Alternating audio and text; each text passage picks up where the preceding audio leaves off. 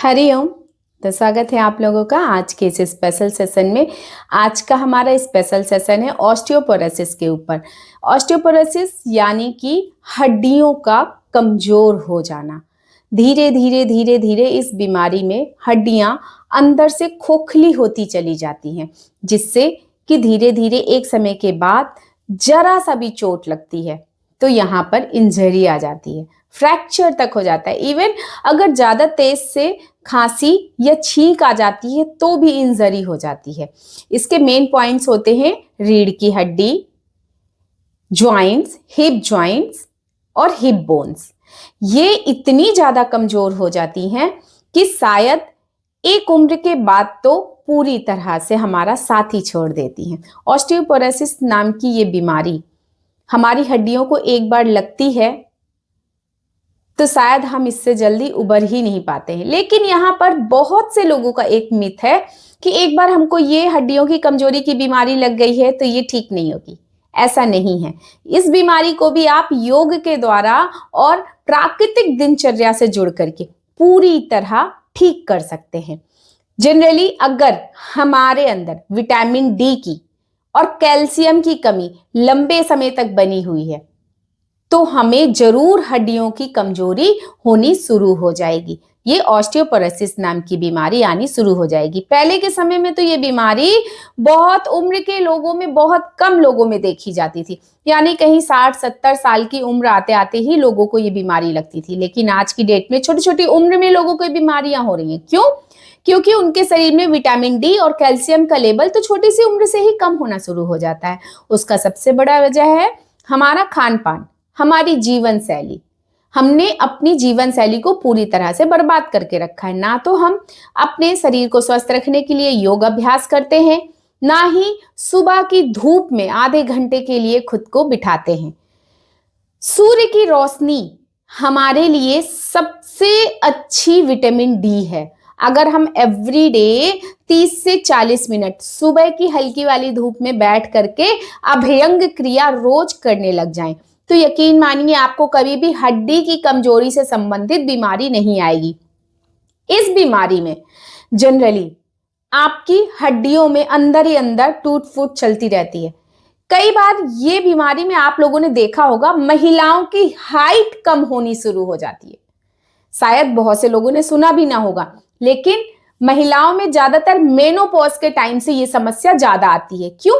क्योंकि मेनोपॉज के बाद महिलाओं में एस्ट्रोजन नाम का हार्मोन बनना कम हो जाता है या फिर बहुत रेयर बनता है, जिसकी वजह से उन्हें हार्मोनल इशू होते हैं और उनकी हड्डियां धीरे धीरे धीरे धीरे कमजोर होती चली जाती हैं।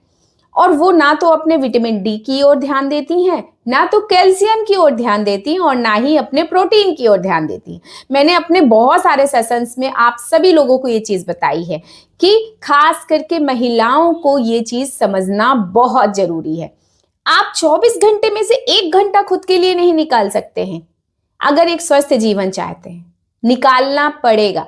खास करके महिलाओं को ही ज्यादातर बीमारियां आती हैं क्योंकि उनके अंदर हार्मोनल इम्बैलेंस बहुत ज्यादा होते हैं। ठीक है, हार्मोनल इम्बैलेंस की वजह से ही महिलाओं में ज्यादातर बीमारी आती है। धीरे धीरे उनकी हाइट कम क्यों होने लगती है? बहुत सारी महिलाओं को आपने नोटिस किया होगा कि मेनोपॉज के बाद से उनकी हाइट में थोड़ा सा कम आका जाने लगता है, क्योंकि उनकी जो रीढ़ की हड्डियां हैं उनका गैप कम होने लगता है, उनकी टूट फूट की वजह से, हड्डियों की कमजोरी की वजह से। या फिर महिलाओं को, ज्यादातर महिलाओं को देखा होगा कमर से झुकना शुरू हो जाती। वो रीजन ही है कि उनको ऑस्टियोपोरोसिस यानी कि हड्डियों की कमजोरी होनी शुरू हो गई है और ज्यादा मात्रा में हो गई है। इससे बचना है आपको, तो आज मैं आपको कुछ योग अभ्यास बता रही हूं और कुछ साथ ही साथ आयुर्वेदा उपाय बताऊंगी। अगर आपने कर लिया तो समझ जाइएगा कि आपको हड्डियों की कमजोरी से संबंधित बीमारी कभी नहीं होगी। तो चलिए हम सबसे पहले योग अभ्यास देख लेते हैं कि इसमें हमें क्या क्या करना चाहिए।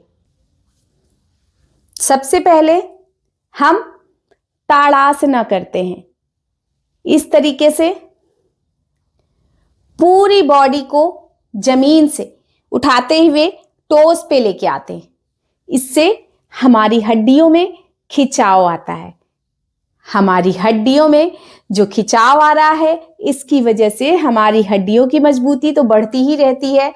हमारे शरीर में जितने भी जॉइंट्स हैं वो पूरी तरह से एक्टिव होते रहते हैं। नंबर 1, इसको हमें कितनी बार करना है? कम से कम हमें 30-30 के इसके 3 सेट लेने हैं। ठीक है। नंबर 2, वृक्षासन। वृक्षासन हमारे शरीर के लिए बहुत ही अच्छा होता है। क्यों? क्योंकि एक तो ये हमारे मेंटल हेल्थ को इम्प्रूव करता है, हमारे शरीर में बैलेंसिंग बढ़ाता है। तो इसके लिए हमें इस तरीके से एक पैर में अपने पैर को बैलेंस बनाना है, अपनी बॉडी का पूरा पूरा। देन अपने पैर को उठाते हुए हमें एक पैर में स्टक करना है। देन हाथों को ऊपर ले जाते हुए सामने दीवार में किसी भी एक पॉइंट में आंखों को स्थिर कर देना है। देन जितनी देर तक होल्ड कर सकते हैं करेंगे। देन धीरे धीरे वापस आ जाएंगे। दोनों पैर से हमें कम से कम 5-5 बार इस वृक्षासन को करना है। हमारे शरीर की बैलेंसिंग बढ़ेगी, हमारी हड्डियों में इंप्रूवमेंट आएगी, हमारा मेंटल हेल्थ बहुत अच्छा होगा। नंबर 3 के लिए इस तरीके से दोनों पैरों के बीच में गैप करेंगे और वीरभद्रासना 2 का अभ्यास करेंगे। इस तरीके से जाते हुए अपनी आंखों को सामने किसी भी एक पॉइंट पे स्थिर करेंगे। देन दोनों साइड से 10-10 सेकेंड होल्ड करते हुए करेंगे। इसको भी हमें continue 10 times left and 10 time right complete करना है और साथ में 10-10 सेकेंड होल्ड के साथ करना है। ठीक है। नंबर 4 में हमें इस तरीके से फिर से अपने पैरों के बीच में 1 मीटर जितना लंबा गैप करना है। देन कमर को ट्विस्ट करते हुए, शोल्डर सेम अलाइनमेंट करते हुए त्रिकोण आसन। 10 सेकेंड होल्ड, देन वापस 10 सेकेंड होल्ड। ये अभ्यास भी हमें 10 time left and 10 time rights करना है। बस यहां पे हमें ध्यान देना है कि जो हमारा शोल्डर है वो पूरा सेम अलाइनमेंट में होना चाहिए, आंखें सेलिंग की तरफ होना चाहिए।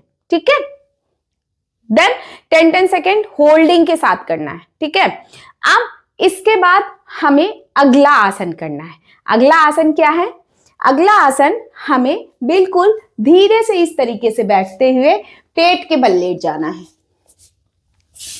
और अपने हाथों को चेस्ट के पास रख लेना है, पैरों को पूरी तरह से खोल देना है। देन लंबी गहरी सांस लेते हुए अपर बॉडी अप, भुजंग आसन करना है। डाउन, लंबी गहरी सांस छोड़ते हुए अप, डाउन। तो इस भुजंग आसन को भी आपको कम से कम 20-20 के 3 सेट करने हैं, यानी 20+20+20। अगर आपने इतना कर लिया, मैंने ऐसे कोई ज्यादा हार्ड आसन नहीं बताए हैं कि आप कर नहीं सकते हैं, आप बहुत आसान तरीके से कर सकते हैं। और अगर आपने जितने भी आसन मैंने बताए हैं उनको बहुत अच्छे तरीके से कर लिया तो यकीन मानिए आप पूरी तरह से स्वस्थ होना शुरू हो जाएंगे। एक तो आपकी हड्डियां मजबूत होनी शुरू हो जाएंगी, दूसरी चीज आपके शरीर में लचीलापन आना शुरू हो जाएगा, तीसरी चीज आपके जितने भी जॉइंट्स हैं एक्टिव होने शुरू हो जाएंगे, और चौथी चीज आपका ब्रेन एक्टिव हो जाएगा।